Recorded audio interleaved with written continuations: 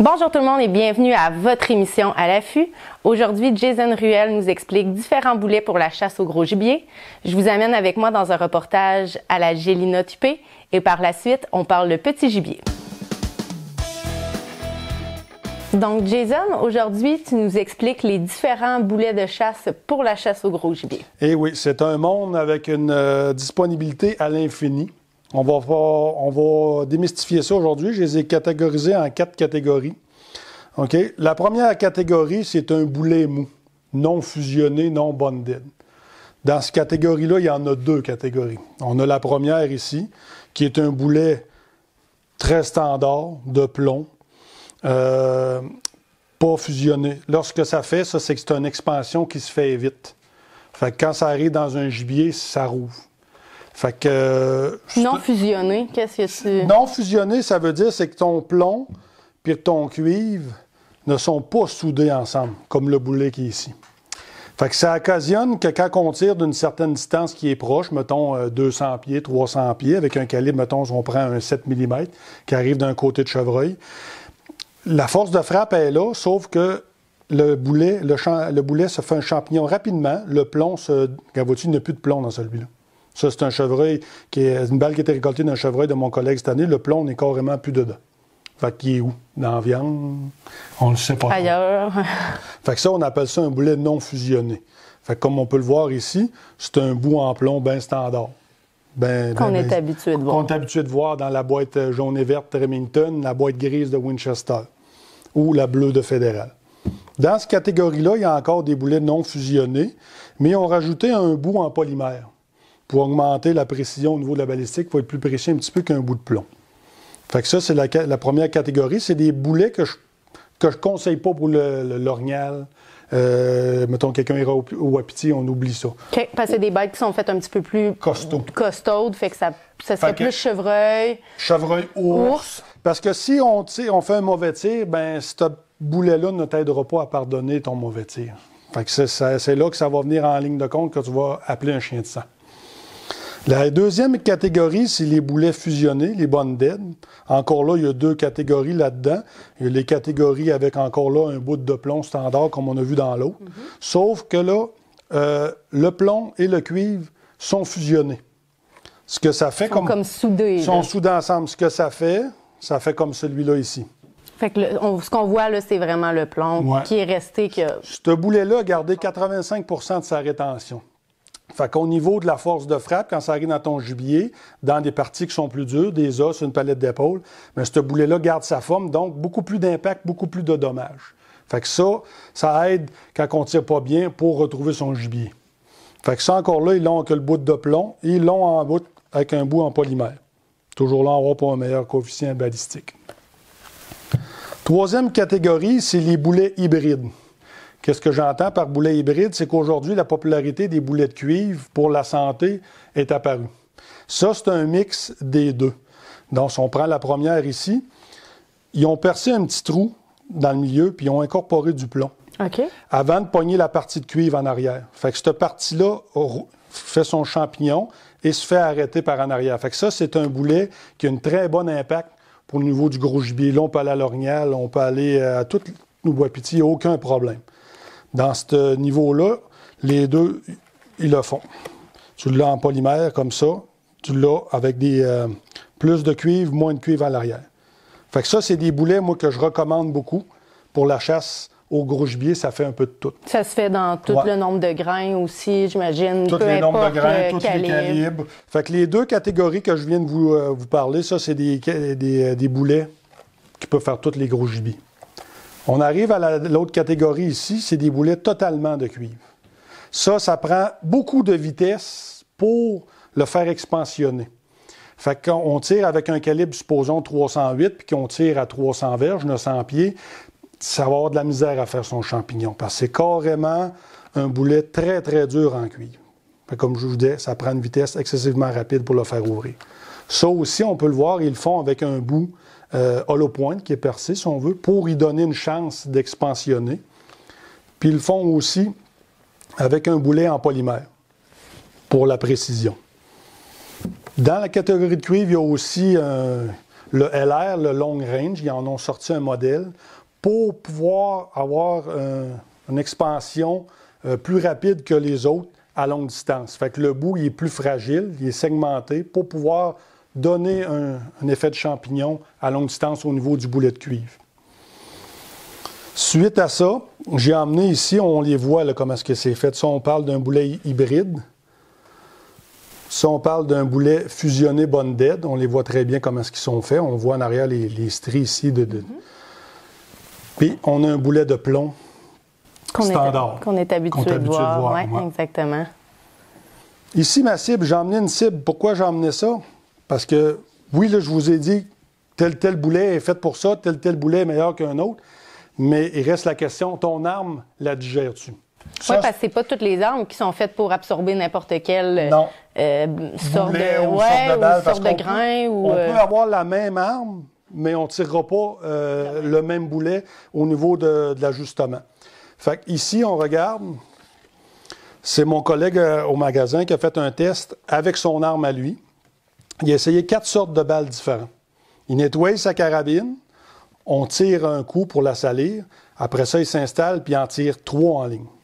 Fait que là, on peut voir ici, comme celui-là, ici, la Norma dans le 270-150 grains, le grouping de ces 4 cartouches, versus la balistique Silvertip ici, qui sont les 4 là-dedans. Le choix pour cette carabine-là serait clairement comme ça. Oui, il y en a qui vont dire que c'est acceptable. Moi, je dis non, parce que ça, c'est tiré dans les meilleures conditions d'un couloir de tir, à 140 pieds, pas de vent, pas rien, pas de stress. Fait que si on image ça à 600 pieds, pas à côté, stressé, ben là, on ne sait même pas si on touche à la flèche. Oui, on peut se ramasser bien plus bas. Bien plus bas. Fait que c'est ça. Il a pris 4 sortes d'un tablette, il est allé les essayer. C'est sûr que c'est un petit peu plus dispendieux faire ça, mais si on veut avoir le maximum de notre arme, bien, c'est important de faire le test. Puis c'est important, justement, aussi de... Tu sais, on le voit, là, comment ils groupent, on voit différentes balles. C'est bien, comme tu dis, d'en essayer plusieurs. Oui. Moi, j'ai tendance à garder la même sorte de balle parce que, tu sais, je suis habituée puis tout ça, mais j'en ai essayé une bonne gang au début, là, avant de tomber sur celle que j'étais très satisfaite, là. C'est très important de faire les tests parce que, par exemple, comme moi, je fabrique mes balles, puis au niveau de mes recettes de poudre, juste changer un grain de poudre dans la cible, ça fait déjà une différence au niveau de ton grouping. Fait que c'est très important de les essayer. Faut pas se fier à notre chum que telle balle, ça va bien. Faut vraiment... C'est unique à une arme. C'est unique. C'est vraiment très, très, très important de faire ces tests de grouping. Et puis, toujours nettoyer son arme entre chaque test. Pas la laisser sale parce que ça va un peu biaiser notre test. Fait qu'on la nettoie et puis après ça, bien, on se réinstalle puis on fait le tir. Très, très important. Fait qu'en gros, c'est ça. Il y a aussi des boulets que je vais vous apporter ici. C'est des boulets à vermine. J'en ai pas parlé beaucoup. On pourra faire éventuellement une chronique là-dessus. C'est des boulets qui sont complètement en cuivre. Ça, c'est vraiment des boulets uniquement pour le tir. Parce que pour le gibier, ça n'expansionne pas, c'est trop dur. Bon, bien, c'est parfait. Fait qu'on va se diriger vers notre reportage à la perdrix.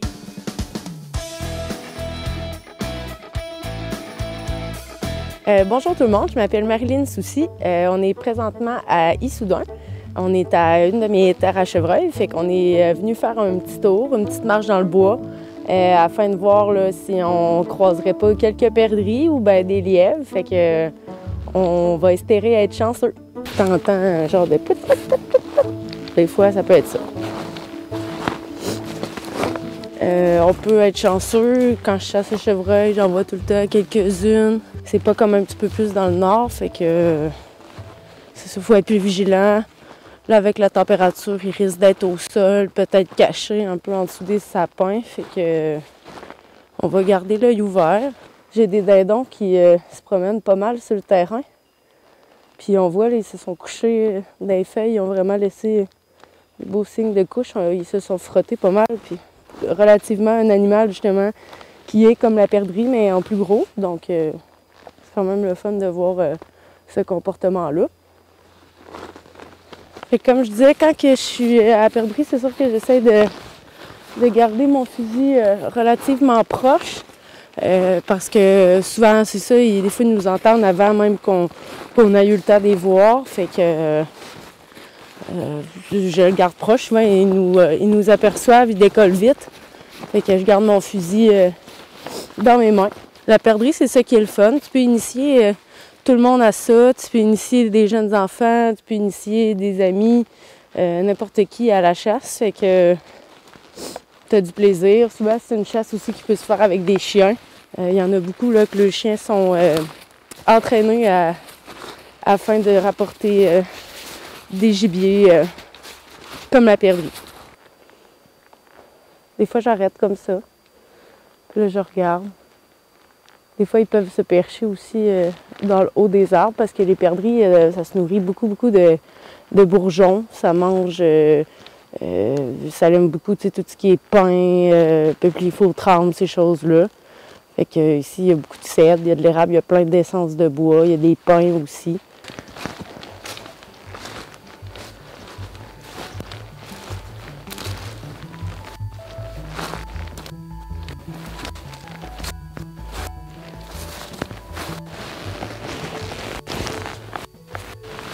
C'est pas comme la chasse au chevreuil, là. Au chevreuil, tu dis rien, puis faut pas bouger, faut quasiment pas respirer.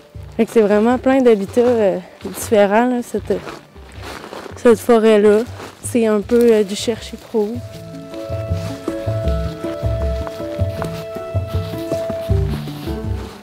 À cause de la couleur de leurs plumes, c'est pas toujours facile de les voir et se camouflent bien. Il y a des régions où est-ce qu'il y a vraiment beaucoup plus de perdrix qu'ici. Mais souvent, il n'y a pas juste de la gélinote, il va y avoir un petit peu de tétra aussi au travers. Tout ce qui est, mettons, parler par connaissance, là, exemple la Gaspésie, beaucoup de tétra. Ça encore là, ça fait partie de la même famille, c'est juste une autre sous-espèce. C'est une viande qui est un petit peu plus rouge que la gélinote. La gélinote, c'est une viande blanche, tandis que le tétra, là, c'est une belle viande rouge. C'est un petit peu plus goûteuse aussi. C'est en Swatch, il y en a souvent une. Je sais, à l'arbalète, je suis entrée à Noirceur, cheval à Noirceur. Les perdrix, ça se nourrit quand même de ça. Comme je disais tantôt, ça se nourrit de bourgeons. De petits fruits, ça peut se nourrir. Les tétras, je sais que ça se nourrit un petit peu de champignons. Ça peut manger des insectes, des choses comme ça. Ça a quand même une alimentation variée. Ça mange des feuilles.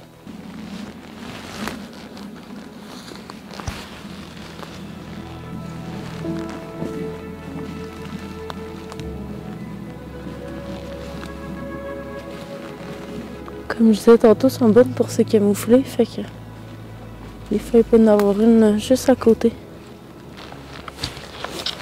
Fait que dans le fond, là, présentement, on est stationnaire un petit peu. On a marché autour. Ici, c'est pas, comme je disais tout à l'heure, c'est pas une région qui a énormément. Sauf qu'on est dans le Binière, c'est agricole beaucoup. Fait qu'il y a de la perdrix, mais il n'y en a pas en fou. Donc, c'est sûr que l'après-midi, il est de bonne heure. Là, ça fait à peine 1 heure là, qu'on est là. On va espérer avoir de la chance pour le reste de l'après-midi. Ici, c'est pas un secteur qui aurait du tétra vraiment. Le tétra, ça se tient beaucoup plus dans des forêts de conifères, dans le nord, comme je disais tantôt en Gaspésie, en Haute-Mauricie, des choses comme ça. Ça se tient beaucoup plus loin, ça va manger justement des essences d'épinettes, ça va manger du pain.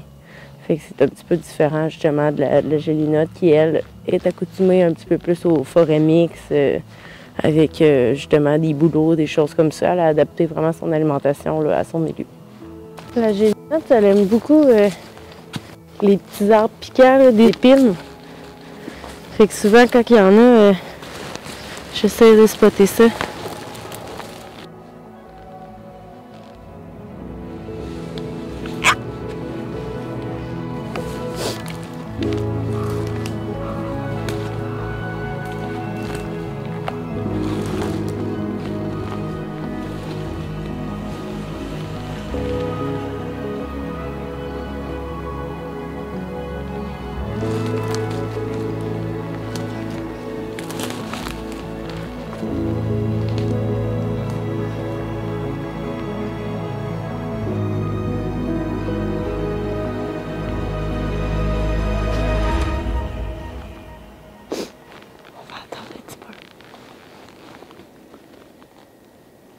pas où est-ce qu'il est allé.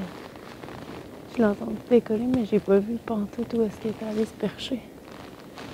Ils sont bonnes pour se camoufler. Après ça, c'est brun. Ou... Des fois, c'est un peu gris, des fois, c'est un peu roux. Et des fois, c'est dur des spotter dans les arbres. Quand il y a moins de perdrix, souvent, ils sont un petit peu plus farouches aussi. C'est pas parce qu'il y a énormément de pression de chasse ici. À perdrix, je les chasse jamais. Fait que... Ils ont beaucoup de prédateurs quand même. Alors, on est à la fin, dans le fond, de notre après-midi de chasse. On s'est promené quand même beaucoup. On a fait au moins 3 kilomètres. Avec la température, comme je disais tantôt, c'est sûr que les perdrix étaient un petit peu moins actives. On en a vu 3. Par contre, on n'a pas eu là, de possibilité de tir. Ils nous voyaient arriver, décoller avant qu'on les aille vus ou carrément on arrivait dessus, là, puis c'était impossible d'avoir une possibilité de tir. On était trop loin. Fait qu'on pourra remettre ça là, une prochaine fois. Fait qu'en attendant, je vous invite à rester à l'affût.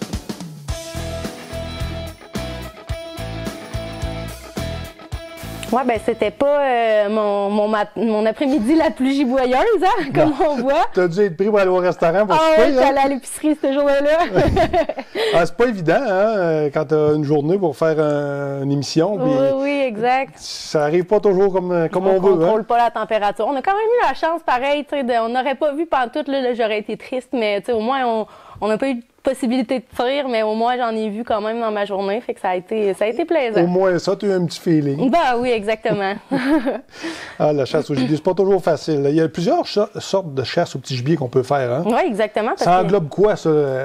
Il y en a beaucoup de petits gibiers. Souvent, on pense petit gibier, on va penser lièvre, on va penser gélinotte, des petits oiseaux comme ça, mais le petit gibier, ça inclut tellement d'animaux aussi. Ça passe par le coyote, le renard, on parle de la corneille, le pigeon. Justement, le tétras, la perdrix. Puis, ben, très récemment, je suis allée là, justement un petit peu plus au nord, là, faire un voyage de chasse là, au lagopède. Lagopède qui devient de plus en plus populaire aussi dans les dernières années. C'est un petit peu plus accessible. Là. Il y a des chemins de bois qui sont plus faciles, proches des villes aussi. Fait que c'est une chasse qui est devenue de plus en plus populaire. Plus nombreux puis moins farouche un peu, le lagopède. Oui, c'est ça, exact. Souvent, tu peux tomber sur une bande de lagopèdes là, qui en a une vingtaine là, dans le chemin. Fait que souvent, tu sélectionnes celui que tu veux puis t'en as assez là, pour faire ton quota dans la journée. Fait que c'est une belle chasse. T'en as un petit peu plus souvent. C'est sûr quand tu vas aller un petit peu plus dans le nord, là, exemple en Haute-Mauricie, chez là, Gaspésie, puis même un petit peu plus là, dans les seigneuries, il va en avoir un petit peu plus là, de gélinotte puis tout ça. Ouais. Mais en milieu agricole, dans mon secteur, là, à Issoudun, il y en a quelques-unes, mais elles sont très farouches. Là. C'est encore le même problème, un peu comme un chevreuil et l'orignal. Tous les endroits qui sont publics, si on veut, ou plus ouverts, c'est plus difficile. Oui, exactement. Une réserve faunique, c'est plus contrôlé. J'imagine que la chasse à la perdrix doit être un petit peu plus facile, si on veut. Oui, parce que souvent, on en voit dans le chemin, même, justement. Là, moi, c'est bien rare que je vais me promener à mon terrain puis que je vais voir une perdrix dans le chemin. Souvent, il faut vraiment aller chercher un petit peu plus, mais c'est le fun. On dit perdrix, je dis perdrix moi-même aussi, fait qu'il faut le corriger. Ouais. En fait, quand on dit perdrix, on parle ici là, de la gélinotte huppée. Ouais. En fait, la perdrix existe aussi, mais c'est une autre perdrix sorte. Grise, Oui, perdrix grise, là, c'est plus gris, ça a un petit peu de roux là, sur la poitrine. Il y en a aussi quand même de présents ici, mais c'est beaucoup plus rare. Là. Puis sinon, ce qu'on peut avoir aussi, c'est du tétras. Moins farouche. Beaucoup moins farouche. Puis souvent, eux autres, même, ils se tassent pas. Là. On arrive passer en VTT ou en voiture, puis ils restent là devant la voiture, ils se tassent pas. Mais ça aussi, il y en a pas beaucoup dans la région. Ici, c'est un petit peu plus là, quand tu t'en vas en Gaspésie ou justement plus dans le Côte-Nord. Plus forestier. Plus forestier. Ça se nourrit pas des mêmes essences non plus. Le tétras est vraiment fait pour se nourrir de sapinage. Fait que c'est sûr qu'il va automatiquement en avoir plus là, dans un secteur qui est à une forte densité là, en sapin, en conifères. Fait que non, il y en a vraiment beaucoup. Les pratiques-tu toutes, les chasses au petit gibier? Il n'y a pas grand chasse, je dirais, mais j'aime toutes les essayer, sans dire que je les fais beaucoup. J'aime essayer chaque chasse. Il y a des périodes, on voudrait tout faire aussi. À un moment donné, il faut choisir nos combats. On peut pas être partout à la fois. Mais il y a des chasses qui couvrent habituellement assez bien chacun son moment. Exemple, tu peux chasser le coyote, puis tu peux aussi le trapper. Moi, habituellement, je vais le trapper jusqu'à temps que la saison finisse. Puis quand la saison finit, bien souvent, on a le droit de le chasser encore un dernier mois, le coyote. Le renard, non, il ferme en même temps, mais le coyote dure un petit peu plus longtemps. Fait que ça va souvent être le mois que moi, je vais me conserver là, pour chasser le coyote. Puis en période estivale, ce que j'aime, moi, c'est la chasse aux pigeons. Parce que, ben, en fait, autant pour la déprédation que pour aider, tu sais, les cultivateurs, là, sont envahis de pigeons. Ça peut briser de la machinerie. Amener des parasites. Des parasites, la grippe aviaire, toutes ces choses-là. Fait que les cultivateurs, quand tu leur demandes de faire une chasse aux pigeons, habituellement, sont assez, sont assez contents. Même qu'on a de la demande, là. Des fois, les cultivateurs, on leur demande des permissions pour aller chasser, exemple, la bernache ou le canard, des choses comme ça.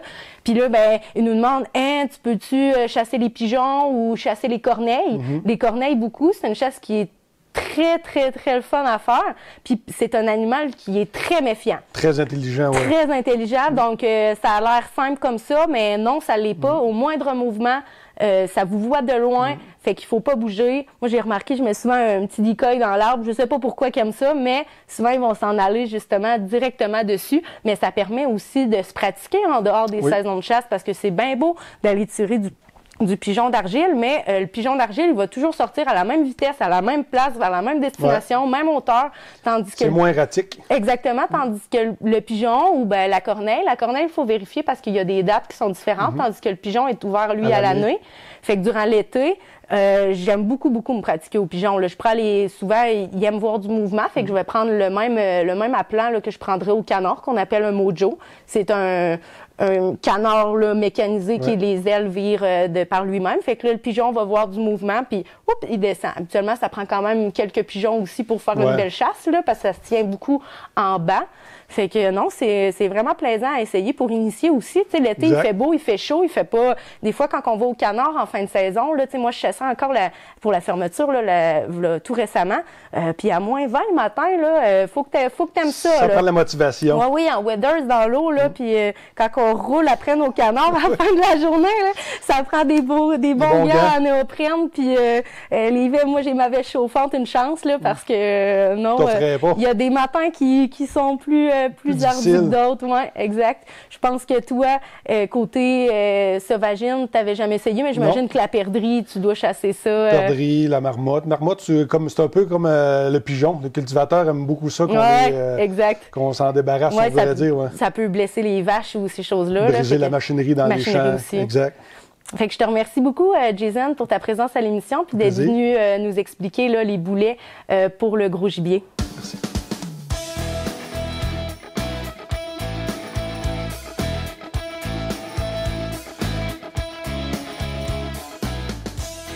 Nous sommes déjà à la fin de notre émission. Je tiens à vous remercier, vous, amateurs de chasse et de pêche. Si vous avez des commentaires, vous pouvez nous les envoyer à notre page Facebook, À l'affût Série Télé. Restez passionnés et quoi qu'il arrive, on reste à l'affût.